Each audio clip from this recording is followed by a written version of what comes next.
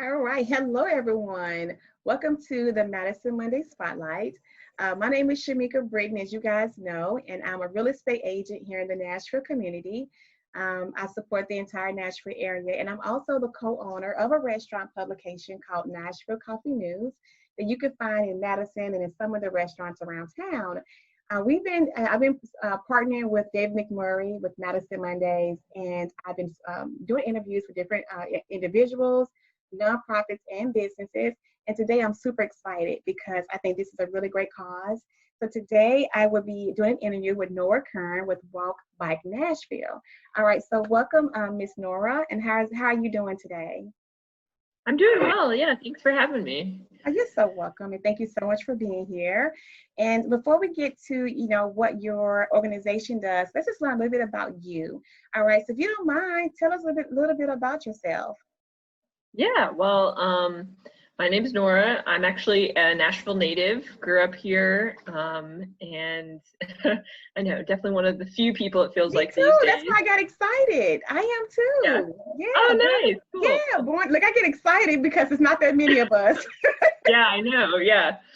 Um, but yeah, grew up here, went to Hume-Fogg High School downtown, so I got my taste of, riding the bus, the public bus, and walking all over the place when I was a kid. And Yeah. then went away to college and then came back afterwards because I was really interested in urban planning and Hmm. transportation. So got not too long after I moved back, I got involved in Walk Bike Nashville Okay. as one of the first paid staff, and I've been around with Walk Bike ever since. So I've been with Walk Bike over 6 years now. Oh, that's It's awesome. fun, yeah. Yeah, that's good. But yeah, I got excited because I'm also a Nashville native, born and raised. And so it's always good Cool. to meet people that I didn't even know, of course, didn't know prior We to didn't all know this. each other back then. Like we should all know each other. It's not that many of us left, right? Yeah, exactly. Yeah, so that's awesome. That's awesome. So I know that a Walk Bike Nashville has a great initiative, a great mission. So can you share a little bit about what your mission is at Walk Bike Nashville? Yeah, so our mission is to make Nashville more walkable, bikeable, and livable. And we're really just focused on that because we know that a great city is a city that you can get around easily, where everybody has access to jobs, to housing, to everything, Hmm. and a city where people are able to move around the city with dignity, even if they don't own a car or if they choose not to drive. We want to make sure everybody's safe and can get around easily. And we know that Nashville's not that city, not yet. And Yeah. so we're just trying to make it a little bit easier for everybody, a little bit safer, and hopefully make Nashville a place that just functions a little bit better, a little bit more livable and enjoyable for everybody. That's good. That's good. It's really definitely a great cause and initiative. So, do you mind sharing some of the things you are doing to kind of help that process along? Yeah, so we have a whole bunch of programs. We actually have 6 staff members, so people Hmm. doing all sorts of different stuff. And we kind of break our work into a couple different kind of main focuses. Our first most important one is just trying to make the streets safer. So we do a lot of advocacy around crosswalks and sidewalks, and we're currently involved in a process called Vision Zero, which is about eliminating traffic fatalities in the city. So we're really Hmm. pushing the city to adopt that kind of principle. Hmm. So that's the most important thing we do, and definitely something I think the entire city can kind of get behind. Like we Yeah. want to see more people killed on our streets. Hmm. But we also want to make our streets not just safe, but also inviting. So another big focus of our work is trying to make it easier for people to get out and walk and bike. So that it's fun, that it's enjoyable, it's an easy way to get to work or to school or to the grocery store or to the bus stop. Or just walk around your neighborhood, walk your dog, ride your Yeah. bike for fun. And so that's really important in creating the spaces and for people to do that, but also providing education. So we do bike classes, we work with neighborhood groups. We're always trying to help people get out and ride or get out and walk Hmm. if they want to do so. And then kind of our third angle is really about promoting kind of a culture shift and helping people who've driven most of their lives, which was definitely me growing up here in Nashville, Hmm. get out and try walking and biking, whether it's just around the corner, walking to school, or if it's going out for 25-mile bike ride, whatever it kind of looks like. We host a lot of events and programs to kind of get people out. and have a chance to try it out. That's awesome. That's awesome. And that was a great segue, because I want to know about some of the events that people can use to get involved. So I know you mentioned you try to promote people to get out and just be a little bit more active. So what are some of the events you guys hold to help with that? Yeah, well, we have a lot of events. Of course, this year they're all different. We want to make sure we're encouraging everyone to be safe. And so that's kind of the most important this year. But luckily, I mean, walking and biking are really great ways to get out, even if it's just you and your family members. So we have a lot of walks and bike rides routes on our website. So if people are looking to get out and kind of don't know where to go, we have some great recommendations for all distances. People can check out. We also have been doing a lot of webinars, so they can check our events calendar. We've been doing some about bike safety, so people who are ready to hit the road for the first time, just got their new bike, just want to check in on how to do that safely, what the rules are, kind of brush up on all those things. We have those classes, as well as a lot of just videos. We have how to ride bikes with kids, like, as a family, how to walk with families, all sorts of stuff. And then we are also going to have our biggest event of the year. One of the biggest ones is called the Tour de Nash, which is a big bike ride. And normally we all meet up in one spot and go all out at the same time.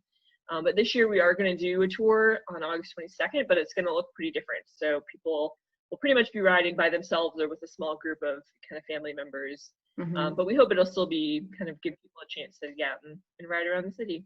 Yeah, can you tell us a little bit more about the virtual bike rides? I think it's what you call it. Is that what it's called? Virtual, something like that? Well, the Tour de Nash is going to be, it'll be out in the real world, but we'll have markings on the grounds and a route people have mapped out, and rest stops. So if you need water along the way, that'll be out there for you. So that's not quite virtual, although it's not going to be as a big group. But our virtual stuff, the main thing we have is just those routes. So you can kind of download the route onto your phone and go out anytime and check out a new walk or a new bike ride around the city. So we definitely hope people check those out, and they've been really popular. So that's good. A lot of people are having fun. Yeah. So it's called Tour de Nash, right? Tour de Nash. Okay. So on that one, you have almost, so it's everybody comes together. Well, you go to the site to ride, but everybody does it separate. Like you could pick your time and date. Is it something like that? Kind of. It's a little confusing. So we actually have 5 start locations, and you're going to start in a start window because we don't want people all gathering. So you pick your start window. So you might start at Shelby Park at 8 a.m. and then you'll have a 30-minute window to go out and get started. And then there'll be other people starting 30 minutes after you. So it's kind of quirky, but we're trying to make it work under pandemic circumstances. It actually sounds really fun. I was just wanting to kind of elaborate and get more information on it, but I think it sounds really great. It's a great way for people to really get out. Do you find that during this pandemic, I know, out of all that's been going on, I think we've been finding some good that's happened during all of this.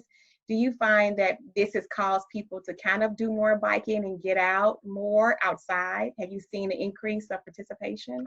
Yeah, we've seen a huge increase in biking and in walking. I know in my neighborhood, there's so many more people than there used to be walking around. I've met a lot of my neighbors that I didn't know before, and I've heard similar stories from different parts of town as we kind of all are forced to slow down a little bit. And biking has been just exploding. A lot of the bike shops are sold out or booked up, not just in Nashville, but across the whole country. So I think it's kind of the perfect activity for a pandemic in some ways, because you can do it by yourself. It's a way to get out, but you're not around other people and you're outside in the fresh air where it's safe. So it's, I think, provided a real refuge for a lot of people who still want to do something but can't do all the things we're used to doing. Yeah, I've seen that too. Of course, in my neighborhood, it's a lot more people walking, and it's been really good to see. After all the years of being here, I never seen so many people walk in the neighborhood. And then I have some friends who've all purchased bikes and who have been trying to ride bikes around their neighborhood. I haven't been on a bike in so long, I think I'll fall. Like, how they say it's easy as getting back on the bike. I'm not sure if that is as easy as it makes it sound when you haven't done it in so long. Yeah. But we do actually have an adult learn to ride class, which I think we're going to still be able to host.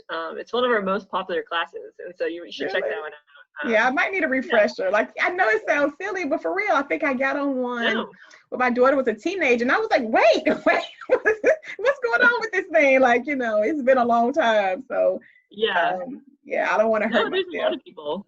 There's a lot of people, if you haven't done it in a while, it definitely is, seems pretty crazy, or it seems kind of scary until you get your feet back underneath you, so to speak. I know, for real. Like, I'm one of those people. So yes. All right. So, so I know that you guys are doing a lot with advocating for safer streets. You know, can you share a little bit about what does that look like? Like, you know, when you do that? Yeah. Well, most of our advocacy around safer streets is around pedestrian safety, because we have seen just a really troubling rise in the number of pedestrians killed, people killed just trying to cross the street. So this year there actually have already been 16 people killed walking, which were higher than we were last year, and last year was the worst year on record.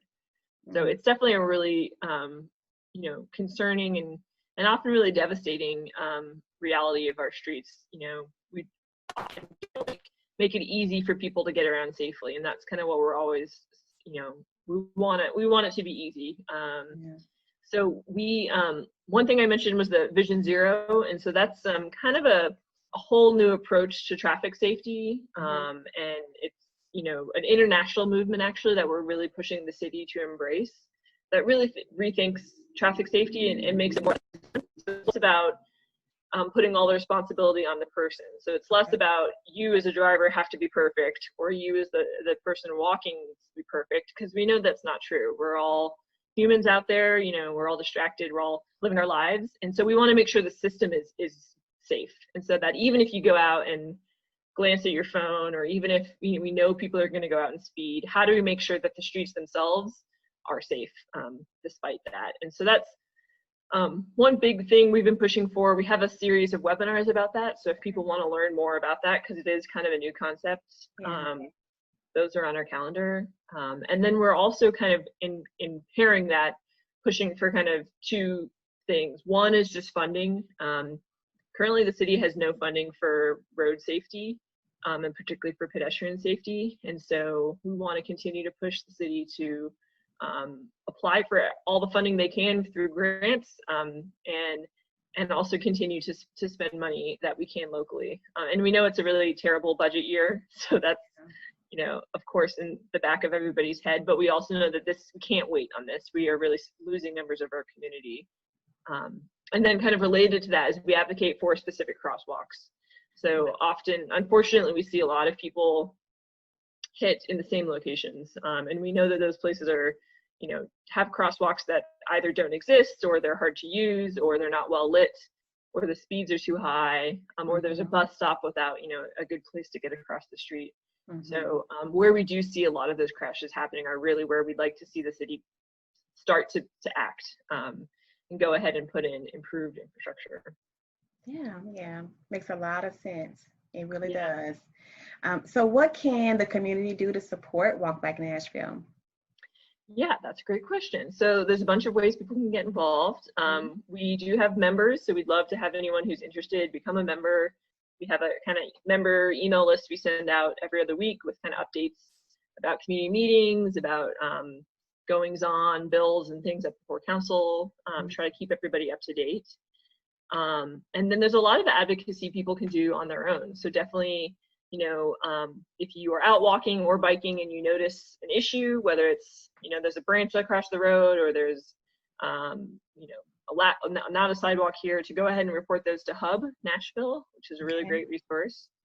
And then also to make sure they're in communication with their council member. We want to make sure that where there are issues, we know about them, and the council members are alerted, and that the council members and the mayor also know how important these are to people. So obviously, in tight budgets, it's all about priorities. So we want to, you know, make sure that these sorts of issues are a priority, and that everybody can help with that just by sharing their stories and their voices with our leaders. Okay, awesome. Well, Nora, thank you again for doing the interview with us. We really, really do appreciate it. And it was good for me. I learned a lot about your organization. So I really appreciate your time today. Yeah, of course. And hopefully we'll get you back out there on a bike someday soon. We need to, girl. I need to do some biking or some walking or something. Yeah, well, let me know. I can give you a lesson. Oh, okay. I will have to contact you for that for sure. Okay. Okay. Yeah. So again, everyone, thanks so much for watching today. If you have any questions, the website will be posted on this at the top of this post. But also, again, visit Nashville Coffee News, or you can also visit Madison Monday to get more information about Walk Back Nashville. And of course, just look their website up as well. And I will post that. So thank you again for watching, and you have a wonderful day.